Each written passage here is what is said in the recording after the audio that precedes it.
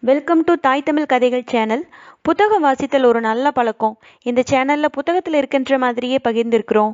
கேளுங்க, like and subscribe பண்ணி எங்களுக்கு உங்களோட ஆதரவு கொடுங்க. புது வெள்ளம் அத்தியாயம் 23. அமுதனின் அன்னை. வேளக்கார வீரர் படை பெரிய கடை வீதியின் வழியாக போயிற்று.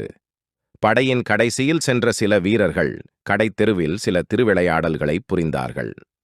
ஒருவன் ஒரு பட்சணக் கடையில் புகுந்து ஒரு கூடை நிறைய அதிரசத்தை எடுத்துக்கொண்டு வந்து மற்ற வீரர்களுக்கு விநியோகித்தான். பிறகு வெறும் கூடையை கடைக்காரனுடைய தலையிலே கவிழ்த்தபோது வீரர்களும் வீதியில் சென்றவர்களும் ஹா என்று இறைந்து சிரித்தார்கள். இன்னொரு வீரன் வழியில் எதிர்ப்பட்ட ஒரு மூதாட்டியின் கையில் இருந்த பூக்கூடையை பிடுங்கினான். பூவையெல்லாம் வாரி இறைத்துக் கொண்டே பூமாரி பொழிகிறதடா என்றான். அவன் வாரி வீசிய பூக்களை பிடிக்க முயன்ற வீரர்கள் குதித்தும் சிரித்தும் கொம்மாளம் அடித்தார்கள். எதிரில் வந்த ஒரு மாட்டு வண்டியை இன்னொரு வீரன் நிறுத்தி மாட்டை வண்டியிலிருந்து பூட்டு அவிழ்த்து விரட்டி அடித்தான். மாடு மிரண்டு மக்கள் கூட்டத்திடையே புகுந்து சிலரை தள்ளிக்கொண்டு ஓடியது. மீண்டும் ஒரே கோலாகலச் சிரிப்புத்தான். இதையெல்லாம் பார்த்து கொண்டிருந்த வந்தியத்தேவன், ஆகா, பழுவேட்டரையரின் வீரர்களைப் போல் இவர்களும் விளையாடுகிறார்கள். இவர்களுடைய விளையாட்டு மற்றவர்களுக்கு வினையாக இருக்கிறது. நல்லவேளை இவர்களுடைய பார்வை நம்மீது விழாமல் ஒதுங்கி நின்றோம். இல்லாவிடில் ஒரு சண்டை ஏற்பட்டிருக்கும். வந்த காரியம் கெட்டுப்போயிருக்கும் என்று எண்ணிக்கொண்டான். ஆனால் ஒரே ஒரு வித்தியாசமும் அவனுக்கு புலனாயிற்று. வேளக்கார படை வீரர்களின் விளையாடல்களை இங்குள்ள ஜனங்கள் அவ்வளவாக வெறுக்கவில்லை. அவர்களுடைய கொம்மாளத்தில் ஜனங்களும் சேர்ந்து சிரித்து குதூகலித்தார்கள். இதை பற்றி கேட்கலாம் என்று திரும்பி பார்த்தபோது பூக்குடலைகளுடன் நின்ற சிறுவனை வந்தியத்தேவன் காணவில்லை. கூட்டத்திலும் கோலாகலத்திலும் அந்த வாலிபன் எங்கேயோ போய்விட்டான். ஒருவேளை அவனுடைய வேலையை பார்க்க போயிருக்கக்கூடும். வேளக்கார படை மாலையில் கோட்டையிலிருந்து வெளியேறிய பிறகு மற்ற யாரையும் உள்ளே விடுவதில்லை என்று வந்தியத்தேவன் அறிந்து கொண்டான். இரவு பகல் எந்த நேரத்திலும் கோட்டைக்குள் பிரவேசிக்கும் உரிமை பெற்றவர்கள் அரச குடும்பத்தைச் சேர்ந்தவர்களும் அமைச்சர்களும் தண்டநாயகர்களும்தான். பழுவேட்டரையர்களின் குடும்பத்தாருக்கும் அவ்வுரிமை உண்டு என்று வந்தியத்தேவன் தெரிந்து கொண்டான். எனவே ராத்திரியே கோட்டைக்குள் போக வேண்டும் என்ற உத்தேசம் அவனுக்கு மாறிவிட்டது. தன்னிடமிருந்த இலச்சினை மோதிரத்தை காட்டிச் சோதனை செய்ய வந்தியத்தேவன் விரும்பவில்லை. அதைவிட இரவு கோட்டைக்கு வெளியிலேயே தங்கி நகரைச் சுற்றி பார்த்துவிட்டு நாளை உதயத்துக்குப் பிறகு கோட்டைக்குள் செல்வதே நல்லது. ராத்திரியில் அப்படியே கோட்டைக்குள் பிரவேசித்தாலும் அரசரை தரிசித்து ஓலை கொடுப்பது இயலாத காரியமே அல்லவா? கோட்டை மதிலைச் சுற்றிலும் இருந்த வீதிகளின் வழியாக வந்தியத்தேவன் வேடிக்கை பார்த்து கொண்டே மெதுவாகச் சென்றான். அன்று பல காத தூரம் பிரயாணம் செய்திருந்த அவனுடைய குதிரை மிகக் களைத்திருந்தது. சீக்கிரத்தில் அதற்கு ஓய்வு கொடுக்க வேண்டியதுதான். இல்லாவிடில் நாளைக்கு அவசியம் ஏற்படும்போது இக்குதிரையினால் பயனில்லாமல் போய்விடும். வசதியாகத் தங்குவதற்கு ஓரிடம் விரைவில் கண்டுபிடித்தாக வேண்டும். தஞ்சைபுரி அப்போது புதிதாக பல்கி பெருகி பறந்து வளர்ந்து கொண்டிருந்த நகரம். அதிலும் அப்போது மாலை நேரம். நூற்றுக்கணக்கான வீதி விளக்குகள் ஏற்றப்பட்டு ஒளி வீசத் தொடங்கியிருந்தன. வீதிகளெல்லாம் ஜே ஜே என்று ஒரே ஜனக்கூட்டம். வெளியூர்களிலிருந்து பல அலுவல்களின் நிமித்தமாக வந்தவர்கள் அங்குமிங்கும் சென்று கொண்டிருந்தார்கள். அவர்களில் சோழ நாட்டு பட்டணங்களிலிருந்தும் கிராமங்களிலிருந்தும் வந்தவர்களும் இருந்தார்கள். புதிதாக சோழ சாம்ராஜ்யத்துக்கு உட்பட்டிருந்த நாடுகளிலிருந்து வந்தவர்களும் காணப்பட்டார்கள். பொருணை நதியிலிருந்து பாலாற்றங்கரை வரையிலும் கீழே கடற்கரையிலிருந்து மேற்கு கடற்கரை வரையிலும் பறந்திருந்த தேசங்களிலிருந்து தலைநகருக்கு பலர் வந்திருந்தார்கள். விந்தியமலைக்கு வடக்கே இருந்து வந்தவர்களும் கடல் கடந்த நாடுகளிலிருந்து வந்தவர்களுங்கூடச் சிலர் அம்மாநகரின் வீதிகளில் ஆங்காங்கே தோன்றினார்கள். ஆப்பம், அதிரசம் முதலிய தின்பண்டங்கள் விற்ற கடைகளில் மக்கள் மொய்ப்பது போல் மொய்த்து அப்பண்டங்களை வாங்கிக் கொண்டிருந்தார்கள். வாழைப்பழங்களும் வேறு பலவித கனிகளும் மலை மலையாக குவிந்து கிடந்தன. பூக்கடைகளைப் பற்றியோ சொல்ல வேண்டியதில்லை. முல்லையும் மல்லிகையும் திரு ஆத்தியும் செண்பகமும் புஷ்பக்குன்றுகளைப் போல் காட்சி தந்தன.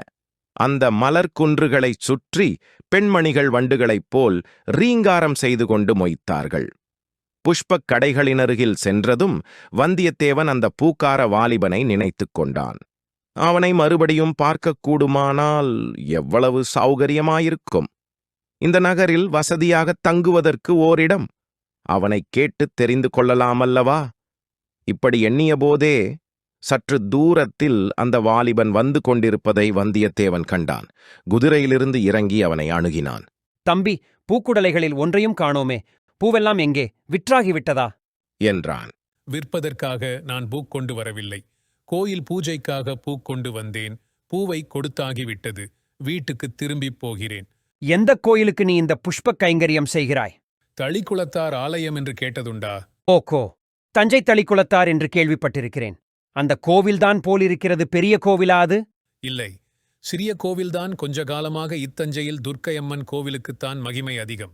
அங்கேதான் பூஜை, பொங்கல், பலி திருவிழா, ஆர்ப்பாட்டங்கள் அதிகம். அரச குடும்பத்தாரும் பழுவேட்டரையர்களும் துர்க்கை அம்மன் கோவிலுக்குத்தான் அதிகமாகப் போகிறார்கள். தளிக்குளத்தார் கோவிலுக்கு அவ்வளவு மகிமை இல்லை. தரிசனம் செய்ய ஜனங்கள் அவ்வளவாக வருவதில்லை. நீ இந்த புஷ்ப கைங்கரியம் செய்து வருகிறாயே, இதற்காக ஏதேனும் சன்மானம் உண்டா? எங்கள் குடும்பத்துக்கு இதற்காக மானியம் இருக்கிறது.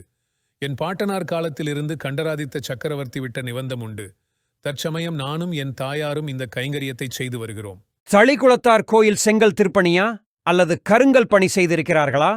என்று வந்தியத்தேவன் கேட்டான். அவன் வருகின்ற வழியில் பல செங்கல் கோயில்களுக்கு கருங்கல் திருப்பணி நடந்து கொண்டிருப்பதை பார்த்திருந்தபடியால் இவ்விதம் கேட்டான். இப்போது செங்கல் கோயில்தான். கருங்கல் திருப்பணி விரைவில் தொடங்கும் என்று கேள்வி. இந்த திருப்பணியை உடனே நடத்த வேண்டும் என்று பழையாறை பெரிய பிராட்டியார் விரும்புகிறாராம். ஆனால் என்று அந்த வாலிபன் தயங்கி நிறுத்தினான். ஆனால் என்ன? பராபரியாக கேள்விப்பட்டதையெல்லாம் சொல்வதில் என்ன பயன்? பகலில் பக்கம் பார்த்து பேசு, இரவில் அதுவும் பேசாதே என்று சொல்லக் கேட்டிருக்கிறேன். இதுவோ நார்ச்சந்தியும் கூடுமிடம். நம்மைச் சுற்றிலும் ஜனங்கள். இந்த மாதிரி இடத்திலே நின்றுதான் தைரியமாக எந்த ரகசியமும் பேசலாம். இந்த பெருங்கூட்டத்திலும் இரைச்சலிலும் நம்முடைய பேச்சு யார் காதிலும் விழாது. பேசுவதற்கு ரகசியம் என்ன இருக்கிறது? என்றான் அந்த வாலிபன். வந்தியத்தேவனை கொஞ்சம் சந்தேகத்துடன் பார்த்து, ஆகா, இந்த பிள்ளை நல்ல புத்திசாலி. இவனுடன் சிநேகம் செய்து கொள்வதில் லாபம் உண்டு. பல விஷயங்களை அறியலாம். ஆனால் இவன் மனத்தில் வீண் சந்தேகத்தை உண்டாக்கக் கூடாது. இவ்விதம் வந்தியத்தேவன் எண்ணி, ஆமாம், ரகசியம் என்ன இருக்கிறது? ஒன்றுமில்லைதான். போனால் போகட்டும் தம்பி. இரவு எங்கேயாவது நான் நிம்மதியாகத் தூங்க வேண்டும். வெகு தூரம் பிரயாணம் செய்து மிகவும் களைப்படைந்திருக்கிறேன். எங்கே தங்கலாம்? ஒரு நல்ல விடுதிக்கு வழிகாட்டி எனக்கு உதவி செய்ய முடியுமா? என்று கேட்டான். இந்த நகரில் தங்குவதற்கு இடங்களுக்கு என்ன குறைவு? சத்திரங்கள் எத்தனையோ இருக்கின்றன. அயல் நாடுகளிலிருந்து வருகிறவர்களுக்கென்று ஏற்பட்ட இராஜாங்க விடுதிகளும் இருக்கின்றன. ஆனால் உங்களுக்கு இஷ்டமாயிருந்தால். தம்பி, உன் பேர் என்ன? என்று வந்தியத்தேவன் கேட்டான். அமுதன், சேந்தன் அமுதன். அடடா, எவ்வளவு நல்ல பெயர்! கேட்கும்போதே என் நாவில் அமுது ஊறுகிறதே. எனக்கு இஷ்டமாயிருந்தால் உன்னுடைய வீட்டுக்கு வந்து தங்கலாம் என்றுதானே நீ சொல்லத் தொடங்கினாய்? ஆமாம், அது எப்படி உங்களுக்கு தெரிஞ்சது? என்னிடம் மந்திர வித்தை இருக்கிறது. அதனால் தெரிந்து கொண்டேன். உன் வீடு எங்கே இருக்கிறது? என்றான் அமுதன். நகர எல்லையைத் தாண்டி கூப்பிடு. தூரத்தில் எங்கள் பூந்தோட்டம் இருக்கிறது. தோட்டத்துக்குள்ளே எங்கள் வீடும் இருக்கிறது. ஆகா, அப்படியானால் உன் வீட்டுக்கு நான் வந்தே தீருவேன். இந்த பட்டணத்துச் சந்தடியில் என்னால் இன்றிரவை கழிக்க முடியாது. மேலும் உன்னைப் போன்ற உத்தம புதல்வனைப் பெற்ற உத்தமியை தரிசிக்க விரும்புகிறேன். என்னை பெற்ற அன்னை உத்தமிதான். ஆனால் துர்ப்பாக்கியசாலி. அடாடா, ஏன் அவ்வாறு சொல்கிறாய்? ஒருவேளை உன் தந்தை... என் தந்தை இறந்துதான் போனார். ஆனால் அது மட்டுமில்லை. என் தாய் பிறவியிலேயே துர்பாக்கியசாலி. பார்த்தால் தெரிந்து கொள்வீர்கள். வாருங்கள், போகலாம். அரை நாழிகை நேரம் நடந்து அவர்கள் நகர்ப்புறத்துக்கு அப்பாலிருந்த பூந்தோட்டத்துக்கு வந்து சேர்ந்தார்கள். இரவில் மலரும் பூக்களின் இனிய மணம் வந்தியத்தேவனுக்கு அபூர்வ சுகமயக்கத்தை உண்டாக்கியது. நகரத்தின் வீதிகளில் எழுந்த கோலாகல இரைச்சலும் சந்தடியும் அங்கே அவ்வளவாக கேட்கவில்லை. பூந்தோட்டத்தின் மத்தியில் ஓட்டு வீடு ஒன்று இருந்தது. பக்கத்தில் 2 குடிசைகள் இருந்தன. தோட்ட வேலையில் உதவி செய்த 2 குடும்பத்தார் அக்குடிசைகளில் இருந்தார்கள். அவர்களில் ஒருவனை அமுதன் அழைத்து வந்தியத்தேவனுடைய குதிரைக்கு தீனி வைத்து மரத்தடியில் கட்டி வைக்கும்படி கூறினான். பிறகு வீட்டுக்குள் அழைத்துச் சென்றான். அமுதனுடைய தாயாரை பார்த்ததும் வந்தியத்தேவனுக்கு அவளுடைய துர்ப்பாக்கியம் இத்தகையது என்று தெரிந்துவிட்டது. அந்த மூதாட்டி பேசும் சக்தியற்ற ஊமை, காதும் கேளாது என்று தெரிந்தது. ஆனால் அந்த மாதரசியின் முகத்தில் கருணையும் அன்பும் நிறைந்து ததும்பியதை வந்தியத்தேவன் கண்டான். கூரிய அறிவின் ஒளியும் அம்முகத்திலிருந்து வீசியது.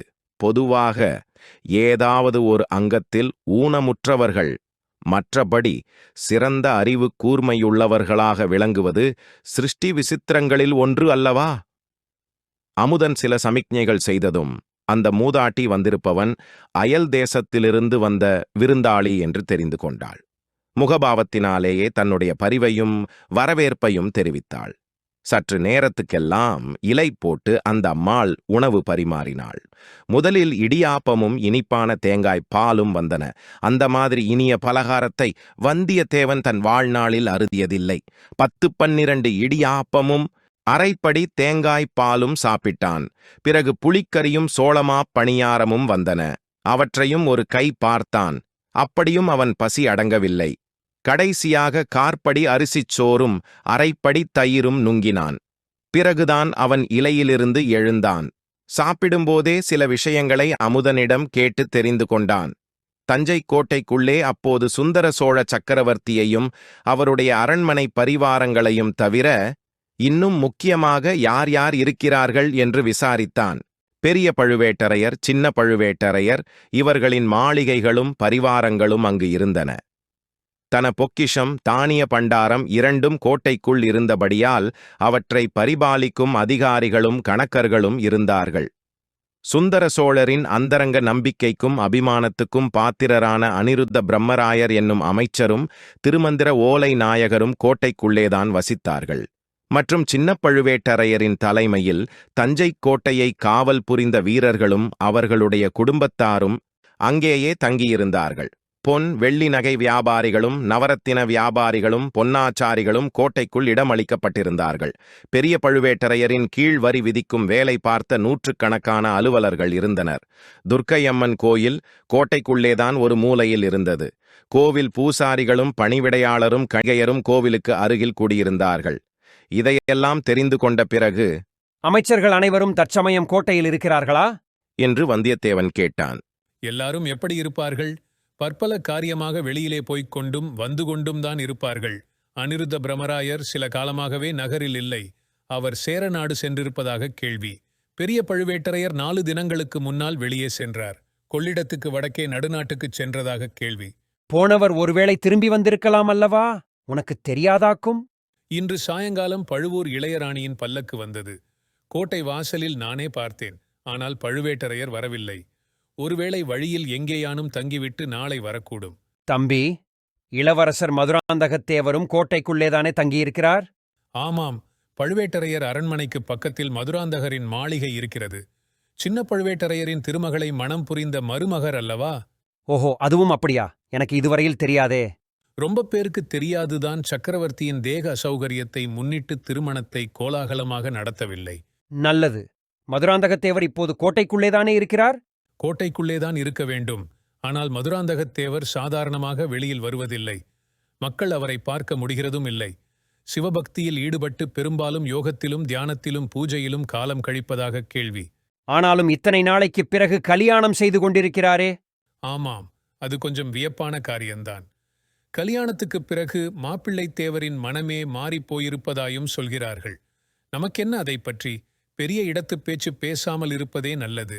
சேந்தன் அமுதனிடம் இன்னும் பல விஷயங்களை கேட்டுத் தெரிந்து கொள்ளும் ஆவல் வந்தியத்தேவனுக்கு இருந்தது. ஆனால் அதிகமாக ஏதேனும் கேட்டுச் சந்தேகத்தை கிளப்பிவிட அவன் விரும்பவில்லை. இத்தகைய சாது பிள்ளையின் சிநேகம் தனக்கு பேருதவியாயிருக்கும். தஞ்சையில் தங்க இம்மாதிரி ஒரு வீடு அகப்பட்டதும் தன்னுடைய அதிர்ஷ்டந்தான். அதையெல்லாம் கெடுத்துக் கொள்வானேன்? மேலும் நீண்ட பிரயாணக் களைப்புடன் முதல் நாள் இரவு கண் விழித்ததும் சேர்ந்து கொண்டது. கண்ணை சுழற்றிக் கொண்டு தூக்கம் வந்தது. சேந்தன் அமுதன் அவனுடைய நிலையை அறிந்து விரைவில் படுக்கை போட்டுக் கொடுத்தான். தூக்க மயக்கத்தில் கடைசியாக வந்தியத்தேவனுடைய மனத்தில் பழுவூர் இளையராணியின் திருமுகம் வந்தது. அப்பப்பா, என்ன அழகு, என்ன ஜொலிப்பு! அந்த மாயமோகன வடிவத்தை திடீரென்று அவன் பார்த்ததும் அடியோடு செயலிழந்து கண்கொட்டால் திகைத்து நின்றது இன்னொரு அனுபவத்தை அவனுக்கு நினைவூட்டியது.